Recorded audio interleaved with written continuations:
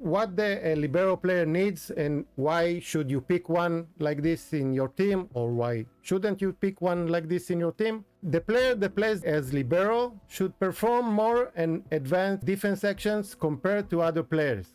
That means that if you have 10 players in the team that know how to do good defense, you should choose or pick the one that makes an extra move that goes better for low balls. Is the player that performs the best in advanced defense in the whole team. If you have 2 players like this, and you can play with 2 liberos, feel free. You should pick a player that plays the best low defense in the team. That means she grabs the low balls, she makes the best slides on the floor. The taller players will have more difficult time doing this.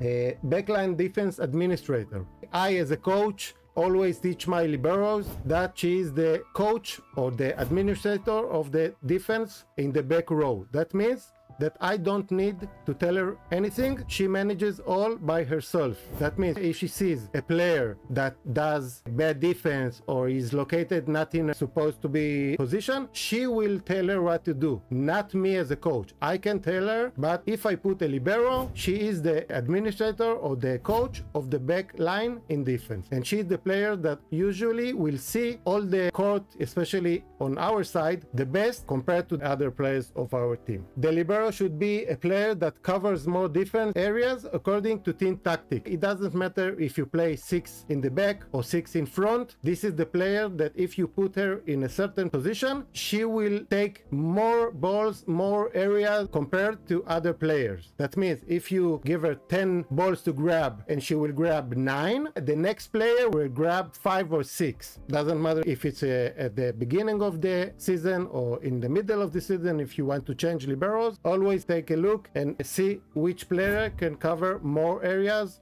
in the defense. A sole player. A sole player is the player that is the quickest, has the best game vision, and is independent. That is related to what we said about administration of the back defense. Why should you pick a libero? We said it again. She's closer to the ground, so it will be easier to grab low balls. She can save low spikings. She has one clear role definition, okay? While other players can play one time as an attacker or backline or middle blocker or side blocker, the libero has one clear definition of role, and it is to make the best defense and make the defense better and the whole player better, watching them from the backline usually. Some liberos will play close to the front zone. What are the cons? Well, not too many, but if you go all over the points that we just talked about, you will have a good libero, but never ever pick a libero in order to give her a few minutes of game time, because a player like this can make more damage